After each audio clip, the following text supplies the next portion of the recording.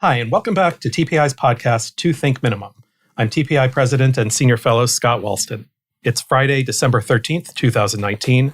We have with us today Jonathan Make, who is Executive Editor of Communications Daily and Telecom reporter extraordinaire, having spent the last 16 years at least covering the industry. And as always, I'm joined by my colleague, the inestimable TPI Senior Fellow, Sarah O. As it's nearing the end of the year, we thought that today we'd look back at some of the year's biggest telecom stories and then look forward to what we might expect in 2020. Jonathan, thanks for joining us. I did not realize until today that it was Friday the 13th. Yes. So auspicious. It's definitely auspicious. Thanks for having me. And I think there's a lot of stuff to talk about from the last year in telecommunications and related fields. What would you like to start with? Well, I was hoping we could start by talking about Julius Knapp. He's retiring in a couple of weeks from the FCC, which is just next door. He has been very widely recognized as the example number one in public servants who are non-political career civil servants working on technical issues who are there for the long term. Not only is it, I'm sure, a loss to the FCC with all of his technical and policy expertise, but it also kind of highlights the whole unsung army of, some people call them bureaucrats here in Washington, that are doing the daily work. And the recognition that he has received in the last couple of weeks since announcing his retirement has been extraordinary. And I would compare it to when the chairman of a major agency leaves or comes. It's been that extensive, and I think that really speaks volumes to perhaps the time we're in that is a bit partisan and where some of the people in these positions might tend to be at times more political, and also to the brain drain that just this and next month the FCC will experience. Final point, there were easily a dozen, maybe closer to 20 people whose retirements were announced at the FCC meeting just next door, just yesterday.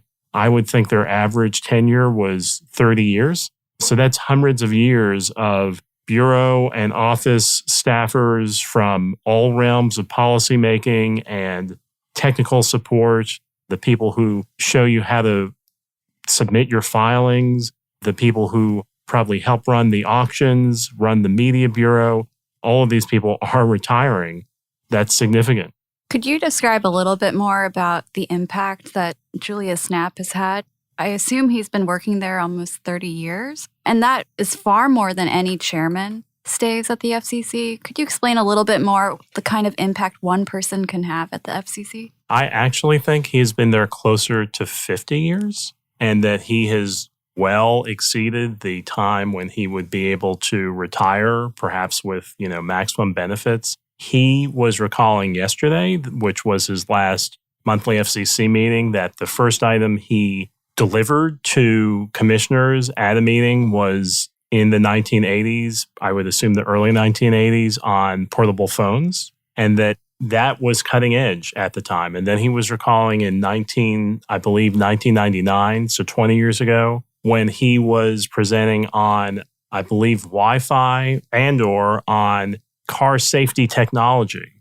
Now, in fact, the item or items that he was discussing yesterday have to do with using new swaths of spectrum that have not been very extensively commercially used, some of which have federal users, perhaps military, all sorts of uses, and trying to free these up sometimes for licensed spectrum where the FCC might auction it, as we've seen, for billions or tens of billions of dollars, or in other cases will make available certain parts of it on a sharing basis with other users, or will use it for things like Wi-Fi. And this kind of brought full circle how we've seen the flourishing just in this last 20 years of Wi-Fi. So it's probably more about just a couple things he's done, but he is very well known within technical circles, certainly throughout the country and probably throughout other countries with systems like ours,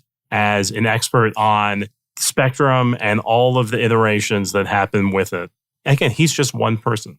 You've given us a great segue into some more of the actual substance that the FCC has done this year. But I want to derail that to continue talking about Julie for a second, because he, like you said, he was really amazing. And everybody respected him regardless of political party. Every chairperson knew his opinion was unbiased and rigorous. And like you said, he is representative of a group of people there who take their jobs very seriously, but might often just be sort of dismissed as bureaucrats. But a lot of people there, they're smart, they're committed to what they do, and they take a lot of abuse. Lots of people criticize, for example, the broadband statistics. Rightfully. I mean, there are problems with it, and it needs to be, they need to continuously update them. But the people who work on those statistics work really hard on them, and they go back and try to make sure that the companies report them.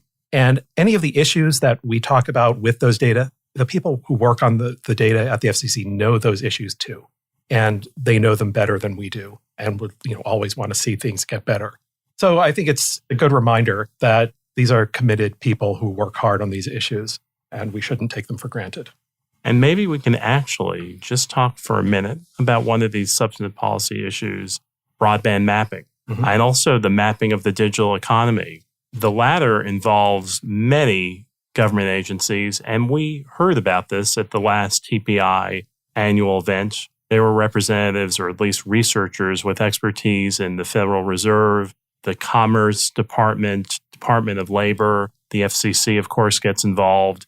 I believe NTIA, which is a part of commerce, various parts of commerce, the Census Bureau. And one thing we heard there, again, is about the challenges, even with all of these different experts involved, often non-political, often long-time career government employees, in figuring out what are the economic impacts of the tech economy or of certain elements of it, let alone things like measuring the value of privacy, which we see a lot of researchers doing, and just bring it back to the FCC. One thing that has been a theme throughout this year would be broadband mapping. And when you mentioned broadband statistics, that kind of brought that up. That has been so challenging, seemingly, for a wide array of stakeholders that also include academics, a lot of state officials. We have to remember that every single state has its own mini FCC. Many of those individual regulatory commissions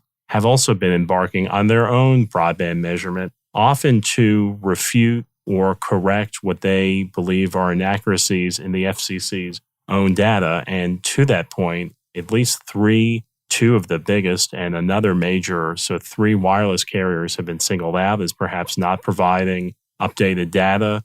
But it's very hard for anyone to measure, particularly with the mobile broadband, not just the fixed, but with the mobile broadband, how widely available is it? What sort of blocks? What are the geographic sizes of the blocks? And that has been a big thing. Why it matters is the FCC over the next 10 years will spend $30 billion of, I think it's our money. It's essentially a fee that is levied on a lot of things we do in telecommunications, a charge. It's going to use that money to help spur broadband, 5G, which is the latest wireless technology just now rolling out in places where it may not be economically feasible for companies to offer it without that government support. And if the mapping isn't right, all of that won't be right. You've got a bunch of issues in there. You've got mapping, universal service, federalism, but let's stick with mapping for a second. I think one of the difficulties in mapping is that you're building a data set. And with any data set, you want to start from asking a question, and you want the data to be able to answer that question. But we don't have a single question that we're trying to answer with the maps. Everybody has different objectives with it, which calls for different approaches. And that kind of creates confusion. And one objective is to find places where there's not good or sufficient broadband or mobile service. And that requires one type of measurement, possibly in rural areas. We might want to know more details about adoption rather than build out in urban areas. And that's a different kind of mapping. And it's hard to do all of those things. We hear complaints, for example, that even the census block is not small enough because of the fairly large number of households in there. But it depends what you want to do again. In terms of looking at adoption statistics, that might be fine. Finding specific households that can't get service, it's not. And we did a first attempt at kind of, hesitate to say it, but kind of crowdsourcing data with a national broadband map. And we spent how much? $300 million on that, which is kind of mind-boggling. And it had lots of flaws, although it's all been pretty useful for researchers. I don't know that we've gotten $300 million of value out of it, but I've enjoyed playing with it and used it in papers. But we're going to have maps that we don't like unless we are very careful to define what it is that we want to do with it. Having worked with a lot of data myself, I've been in the position where somebody asks for a data set of something, and you spend all this effort and build the data set, and then you're finished, and they sit down with it and say, okay, what can we do with it now? And you invariably can't you're missing some crucial piece because you didn't define that objective originally. And with all of the mapping exercises that we're involved in today, I don't think anybody has answered that one question. What exactly is it we want to do with this? Another issue in mapping, I think, is that we're stuck in this old system of counting lines as if it were a census. And in fact, you can go and look back to, I think it's the 1896 census of telephones, where they literally counted telephones, and the Census Bureau did it. And we've kept doing that. That's not the way we do other economic statistics. They're often based on surveys, and the Bureau of Economic Analysis and the Bureau of Labor Statistics, they know how to do those surveys. Census people know what they're doing. So, you can imagine that there must be better ways that involve some parts counting and some parts surveys. But for some reason, we don't do that. We still act as if it's the 19th century and we have to go out and count each line. It's absurd. That's my little rant. I think part of it is, and we are seeing a lot of tension right now in the telecommunications space on spectrum between a whole lot of agencies, federal agencies. I think that some of this goes back to we have seen the development of expertise at a lot of different agencies and not just within technology and telecommunications. So yeah, while it's my understanding that the every 10-year census and some of the annual things that the Census Bureau does, along with other government surveys, do get at that sort of thing. And of course, with the exception of the census, they are not a census. They are using a nationally representative sample, and it appears doing a very good job. That's where we get so many of our economic statistics that are very important to our economy. So perhaps there is an argument for the FCC and NTIA, which is part of the Commerce Department that also gets involved with this, kind of having a task force and having some of the agencies with more expertise do it. There might also be reluctance to. So I guess that also raises a good point. I had some ideas about net neutrality, which somehow this brought up, but maybe you have another direction you want to go in. No. You're starting down the net neutrality road. Let's see where it goes. I didn't want to stay on it too long, only because net neutrality has been, an issue in different flavors for almost as long as there has been a commercial internet. Before that, as long as there's been telephones, we just called it something different. Absolutely. What is interesting, I think, is with the focus we're seeing right now on privacy, which has to do with the newer companies in this space, the so-called edge players, the tech providers, the platforms, there is somewhat of a hook between the sort of privacy rules, or at least congressional oversight that we might see on these newer players, and on net neutrality, because you are seeing the incumbents, the ISPs, the Comcast and AT&Ts and their trade associations saying that what we really want to have are platform neutral rules where all platforms and incumbent facilities-based providers have a level playing field. So to me, that's going to be one of the next areas of focus, which is so much bigger than just the current net neutrality rules that, in fact, just today, a number of players in the space have filed requests to the local federal appeals court asking the entire court to reconsider or rehear the case that upheld some, but not all, of the current net neutrality deregulatory rules. Seeing how that plays out, particularly perhaps after the congressional and presidential elections, particularly if there is a change in control of either chambers of Congress or in the administration, I think that has a lot of staying power as an issue. And you have been hearing the incumbents talk about this, and I think that talk is going to get louder and louder. And then we'll have to narrow this down, but then bringing in states and preemption, we have certainly been seeing a number of states consider and some enact, and indeed some then go through the complicated rulemaking process once there's a law on the books regarding privacy and net neutrality.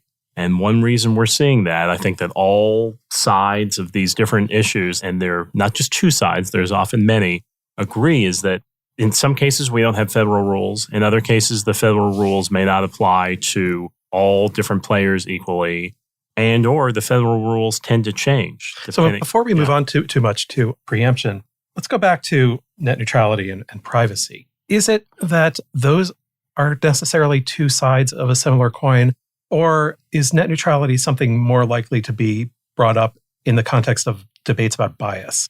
And is that part of privacy also? So with the idea of a neutral platform might be something that people who think that the platform is biased against them would want, if one could define what that would be. But I'm not exactly sure how it applies to the privacy debate necessarily. One understanding could be that net neutrality in some ways boils down to prices. Mm-hmm. And that if you have certain ways of applying net neutrality, the government has the ability to regulate or set or otherwise have a say in prices for internet service. With privacy, as we're seeing more and more of, there might be a cost that may not be a monetary cost to consumers to use all of the absolutely amazing platforms that are out there, and there's more and more, particularly the bigger ones. And we've seen some research that at least indicates to me that as over time, there are the network effects to the biggest platforms here, and they are getting more sticky, more users. Therefore, it's almost like the cost to use it kind of goes up, and they may be using more of your data or more of your data in more ways or in more areas. It might not just be when you're using that platform. So I guess that's not a great answer to your question about those two, but that does go, and you both, Sarah and Scott, are the economists. That goes right there to the economics of it. And even though they may not be clear, at least to me or even to us, that seems to be part of what's driving the scrutiny. Well, I think definitely they're both part of these non-market attributes of the internet that have value, but they're not traded in a market, so we don't know what the numbers are. Although if you wait just a couple weeks, we have a paper on privacy coming out where we'll put some numbers on this, at least on the privacy side. That'll be great. So let's go back to the DC Circuit and net neutrality. What are the implications of these new events? The implications, to me, are on the couple areas where the local federal court of appeals said to the FCC, you didn't do a good enough job. And we're not foreclosing you from acting in certain ways, but we are requiring you to go back, perhaps come up with a better rationale. For the main thing that we kind of just discussed, which is the whole price element here, the court upheld that, meaning it upheld the fact that right now the FCC doesn't have that authority to say to ISPs, your prices are too high, we're going to start a proceeding on that. There, of course, are a lot of players that would like to see that challenged. I don't know that that's going to change. There are three areas, to my understanding, where the court said the FCC has to go back, and they're esoteric and interesting at the same time. One is public safety, another is lifeline, and the third is state preemption. It is not very clear how the FCC will get to where it will end up getting, which, having no inside information, I would presume would be similar to where they did go, which is to say that on public safety, there is not a justification there where you need to have these price regulation allowing net neutrality rules. And the issues that have come up is commercial providers that have contracts with firefighters, police departments, fire departments, etc. They might sometimes accidentally, perhaps not according to policy, throttle or affect the bandwidth, telecommunications, spectrum needs, etc. of these first responders in a way that could hurt public safety. It seems when these events have happened, there has been a, if you will, a market correction, and the companies have said, yeah, we didn't mean to do this. We will try not to do this going forward. Are there more than just, there was the famous Verizon firefighting incident. Have there been other incidents? I presume there have been. Mm-hmm. I just don't know off the top of my head. So with these three areas, what are the biggest possible implications they could have? I don't know whether these are the worst or the best. I'm not sure what they would mean, but what are the kind of decisions or outcomes that would have big impacts on either the way the FCC operates or the way firms have to operate in response? I'm not sure. Obviously, the cooler answer is all these things will have big impacts. I'm not sure there will be big impacts. We talked about public safety. Likely there'll be the status quo, which is the market will take care of itself. On state preemption, that could be very big if the FCC changes what it does, and it doesn't seem like it will. The FCC is saying that even though we don't have the ability to regulate prices or get involved in that, we do have the ability to say that states, not just states, we're seeing big cities do it. They have all sorts of different net neutrality rules and laws, and that those that are preempted by the national deregulatory approach here, those could be overturned. Basically, the court is saying you kind of have to go back, my understanding, do your homework. The other one is very narrow, but it's very important to a slice of people, the poor, who are getting up to approximately $10 a month. Actually, they're not getting it. The companies are getting it to provide people who are poor with Carlos services. gets most of it. TracFone is a major recipient of this money. The pot of money is about $1 billion a year that is spent on all of this, and there's a budget to spend up to $2 billion a year. So those are the possible changes. So we mentioned state preemption. Maybe now's a good time to pivot to federalism. And I was curious to hear what you think about all the different ways federalism interacts with the digital economy. There's privacy legislation on its way, and there are questions about interstate commerce for net neutrality. What do you think about federalism? Just to add to that, to the FCC, we have the One Touch Make Ready. So those all are also all about preempting states. We should talk about One Touch Make Ready. It and things that have to do with pole attachments, and please, audience, don't go to sleep. Hang with me for a minute. Have been huge themes at some of the local and state conferences I've been to this year. One Touch Make Ready and pole attachment rules are basically saying that the incumbents are often utility companies that own tens of thousands of utility poles, and they're renting that out in other space to your local ISP, to your wireless company, to do things like 5G and faster broadband at home, that their rights might be limited to, there's a couple things. Number one, their rights might be limited in how much they are going to charge these people to use the pole attachment. But on the flip side, the localities that might have a role here when it's using their roadways or their own public space, or for that matter, in giving siting approval for could be a large cellular tower, it could be something that's, as they say, the size of a pizza box that's transmitting these wireless signals, that those localities also, so utilities can be limited in some ways, and the localities can be limited in what they can charge for permission, basically what they can charge to file an application, how long they can take to consider it, all these things. And so I guess really the latter part of the kind of One Touch Make Ready, and also the use of the public rights of way by private companies, there have been some moves by the FCC to make it easier for industry to do what it wants to get you the services you want.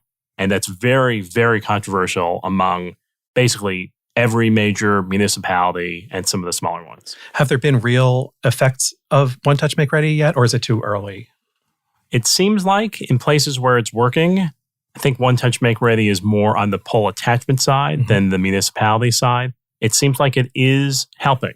There have been some different requests to perhaps even reduce or equalize some of the rates for the different kinds of attachers, which depends on what sort of company you are more. And those, I think, are in different processes. And at the local level, with the rights of way, it does seem to be having an impact. And you hear from, I was speaking to the mayor of Tampa, for instance, that is going to impact how quickly Tampa has to let Verizon put in its small cellular picocells or microcells for 5G. It's going to speed it up. But what does the mayor of Tampa think? Because on the one hand, maybe they want to see their citizens get 5G faster, or on the other hand, it takes away some of their power. Right. She wants to do kind of both the things you said, which is she and many other mayors want to be business friendly. They want to get their constituents services. They also want to do it in a way that comports with like their city council and the voters who are voting these people in, and they are a bit hamstrung. And so there have been various court proceedings. I believe there's a pending court case at a Circuit Court of Appeal in San Francisco, other lawsuits. all of this is somewhat to be determined, but we are seeing some communities act more quickly, and the companies that are doing the installation say, that's going to help us get these products to you. Do you see any change in how municipalities are reacting to the law? Like, for example, they were opposed to it at the beginning because they only saw the power being taken away, and now they see the benefits. Or the opposite, that now that they've lost control, they see companies running roughshod over them, for example. Is it going one way or the other? Or they still just... I would say status quo on the policy side. Mm-hmm. To my understanding, there are several handfuls of small communities that have been very supportive of this. Why are they supportive? Because they have a genuine desire for fifth generation wireless or fiber to the home, very fast, 1 gigabit per second broadband service, but they may not get it because they're so small. And so they're thinking, if we can say, even if we wanted to, Verizon, CenturyLink, Frontier, what have you, even if we wanted to impose regulations, we couldn't. You can go in and do it as quickly as possible. So some of these communities do want it, but by far, as far as I can tell, the vast majority of cities, counties, however you slice it, they want to have that authority. And some of the states are considering their own rules as well. But again, there's this question of, if we're going to have more state laws, are these going to conflict with the federal regulations? So I think a lot of this is still to be worked out. My understanding of the business of the industry right now is that when we're talking about the very latest and greatest cellular service, a lot of it is simply the market and the technology and getting these things installed. For instance, having enough installers to do it. Not so much these rules are holding them back. So the constraint right now is not the rules themselves.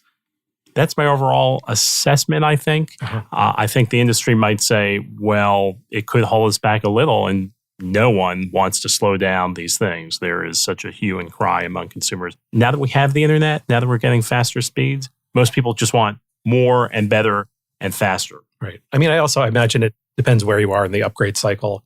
When you're first installing any new equipment, you'll install some things wrong. You have to reallocate the geographic components of it. And at some point, it's just about installing faster and faster. And there appear to be, to some stakeholders, legitimate also health and safety issues in terms of the spectrum that is being emitted, the energy that is being emitted, even from some of these smaller antennas. So is that a real issue? I live in Tacoma Park.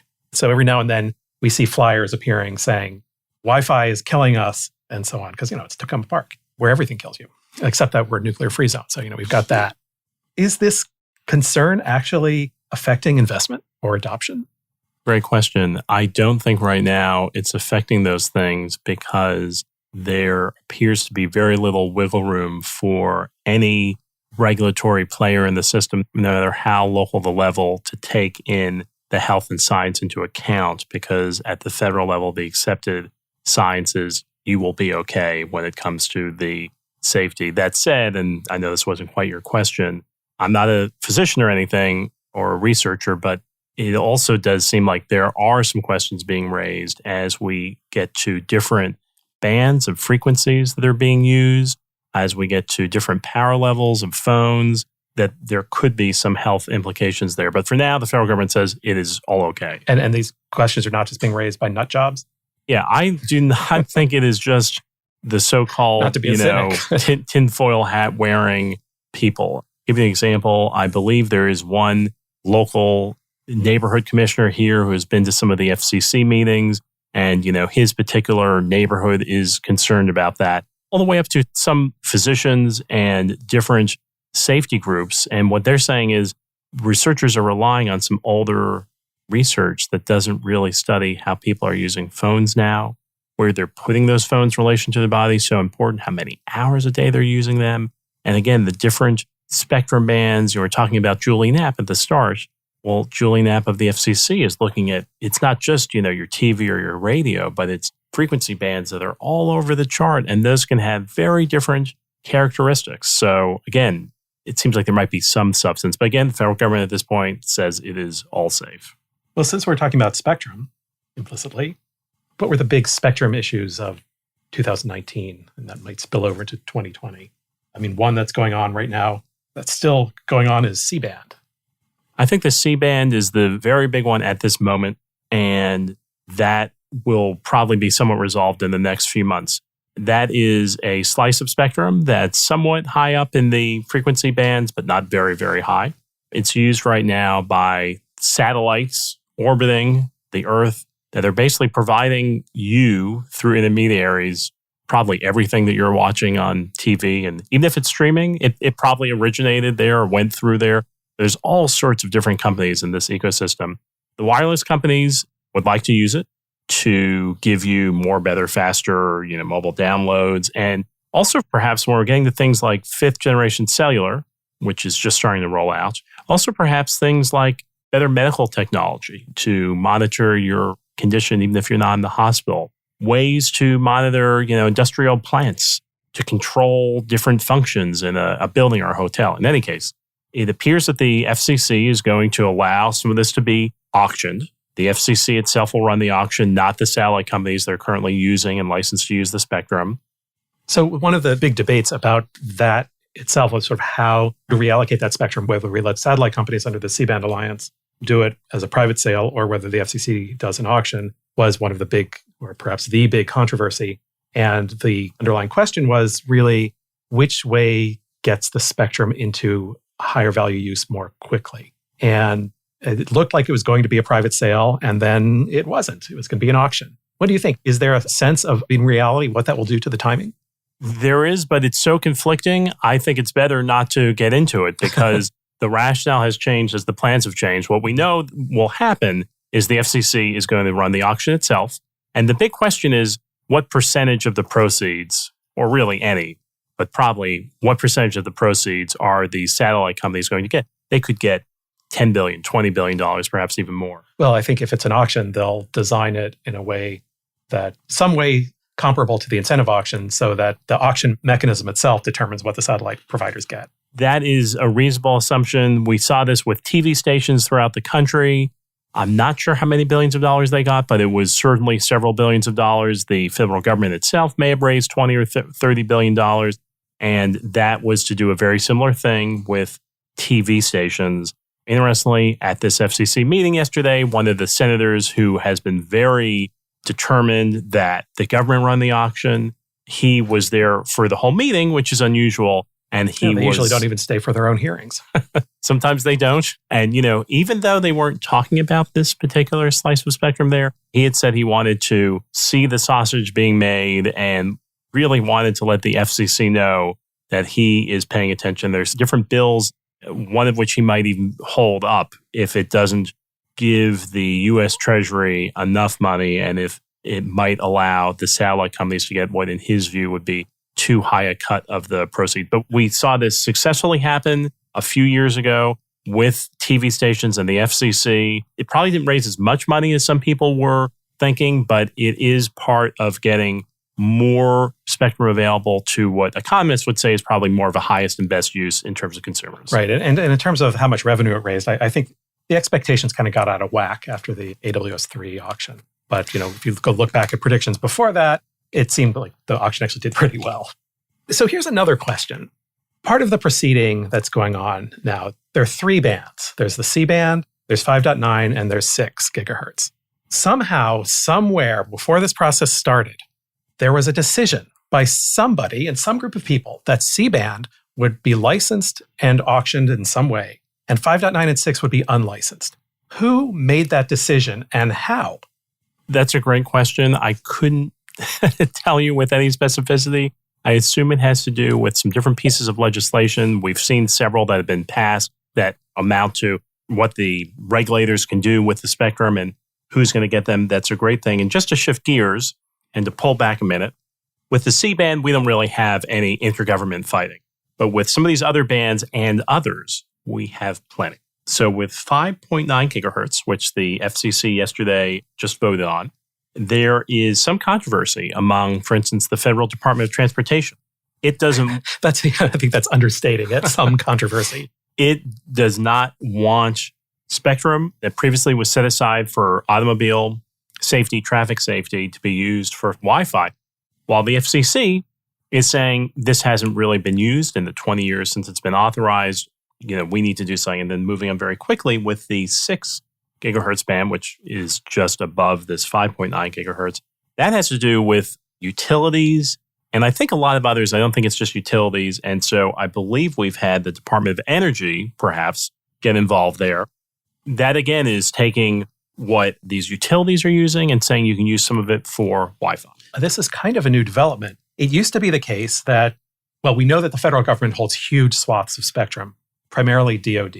And NTIA, under really almost every administration, going back quite a while, NTIA has tried to find ways to extract some spectrum from the federal government, particularly DoD. Never had much success, even with executive orders issued by the president. And every president from every party has, said the right things. And yet, for various reasons, DoD can just wait them out, wait for the next person to come in. Nothing ever happens. And that's been the way it is. And we have all just we keep talking about it and keep hoping things, and people try different things and so on. But now we have other agencies getting into this. So now DOT is involved and the DOE is involved. And we hear NOAA complaining about 5G spectrum. What is going on? Has the federal government completely lost control over how its agencies behave with respect to spectrum? And if so, why? Fortunately, I can say I don't think that has happened, although it could, and we may just not be aware. That is a great question. And we've had change. We mentioned the NTIA, which is the part of the Commerce Department that's supposed to speak for most of the federal government when it comes to these sorts of issues. They don't have a leader right now. Their previous leader left because of some of this exact infighting. The speech he gave 2 days before he resigned is great. He says we can't have this sort of incoherent policy, right. Keep going forward. Of course, it seems like we actually can because we do. It's just not a good idea that we have it. I think it's kind of what we've seen for a long time, if you will, out in the market of lobbying and ideas and whatnot, which is different users of different parts of spectrum have different values. And so part of the FCC's purpose is to make a decision about what will the highest and best value be. To mention DoD, there's also a swath of spectrum, I think a little bit lower down. It's also used by satellites. GPS uses it. And right there, the Pentagon has said, we don't want this company called Legato that's been through several incarnations. We don't want them to be able to use this satellite spectrum for, again, wireless, might be 5G. It's a great question. Why are these different agencies advocating on their own? Partly, the FCC is supposed to, be, or my understanding of it, is supposed to be lobbied by these different stakeholders, which can include other parts of the federal government. Certainly in the past, it tended to be that NTIA, which is more firmly part of the executive branch than the FCC, which is a quasi-independent executive branch, regulatory agency, that NTIA would usually speak for kind of all of the federal government, and it would be the one point of contact with the FCC. Perhaps that's changed because we're seeing new and different uses of the spectrum, and even NTIA, there may not be one view that predominates in all of the federal government, and therefore you have these different things involved. That's really interesting, that it's not so much a change in the institutions or governance. It's the change in the technology that's made the previous institution or the previous type of governments less effective. Possibly. And I would say that if anyone is trying to say, oh, this must be a Trump administration or President Trump or his appointees, I do not get that sense. We started by talking about the kind of career people, the bureaucrats who have such expertise. To my mind, these are different views on how the spectrum should be used, and it can be a ugly or sausage-making process that kind of gets us there. And we even see this internationally as well. Whether we would have seen this degree of kind of difference or dichotomy in a different administration, that's hard to say, but we don't have any indications that, oh, this is because of this one. Do you think spectrum is becoming more valuable? Are the stakes higher now that we see the agencies speaking up? That's a great economics question about the value of spectrum over time in some aggregate way. I wrote about this a while ago. The paper's a few years old now. But the answer then was that the value of spectrum does not inexorably go up. It goes up, it goes down, it differs by band, just like any other input into a product, the product being wireless. Another interesting point about, well, maybe this is a little bit too much in the weeds, but still, as you go up to these higher bands that we talk about now, 26 gigahertz, 30 plus gigahertz, those are meant for very large swaths of spectrum. You need to aggregate hundreds of megahertz to make it useful. And that makes it useful for different kinds of things. What that also means is that the way we talk about spectrum price has to change also, because we talk about it in terms of dollars per megahertz pop. And you can't now say $1 per megahertz pop and 700 megahertz is necessarily worth more than a penny per megahertz pop up at 24 gigahertz. We just haven't thought that through. That's right. It would be so hard. I know we're running short time, so looking at this quick. It would be so hard to come up with, like, in an aggregate because of these things. What I can't say, right, that's changed is the technology and consumer demand for things that for consumers and not for companies or not for the federal government or not for defense purposes. The demand there is getting bigger and bigger and bigger. So that seems to be behind this. And I would just say, to put in the plug for the last episode of this podcast, you could do a lot worse than to listen to, I think you call him super lawyer Brian Tremont in this area, talk about exactly this. He really breaks down in a way where I have seen stakeholders, I think on both sides of the issue, say, you should listen to this podcast because he gets into some of the rationale here. That's great. I really appreciate this sort of meta advertisement for our previous one of our own podcasts. No one put me up to it. What do you think we should be looking out for in 2021? 2 years from now? 2020. I've already written off 2020. As they say, not a lot might get done in Congress. I think we're going to see, with a lot of the spectrum things we've been talking about, more movement. So we'll start to see auctions. It's been discussed there'll be a C-band auction, for instance. We will probably see more of these preemption issues on all the different things we've been talking about. Again, I think a bigger thing to watch, pulling back, is this whole incumbent versus edge platform. What are the privacy rules? What are the neutrality rules? I think that's going to be big. And are we going to move ahead on those in 2020? Or because of the election, is a lot of this going to end up on hold? I mean, whether or not you think these FCC rule votes on spectrum are good or bad, they've done a lot recently. Can we kind of expect that progress to continue? Privacy has not tended to be something with momentum at the federal level. There are lots of different bills and some bipartisan interest in it. It is hard to say. I don't think there's a 0% chance. It is hard to say if we will see, a privacy law, and then we'll start to actually see impacts of that. I can say that a lot of legislators do seem to be trying to, take off their partisan fighting hats, and they appear to be kind of looking out for what they consider the best interests of consumers and maybe setting aside who's giving them money. There's a lot of legislators doing this, so it's possible. Okay. I think that's about all the time we have. Jonathan, thanks so much for coming by, talking to us about this. Always fascinating.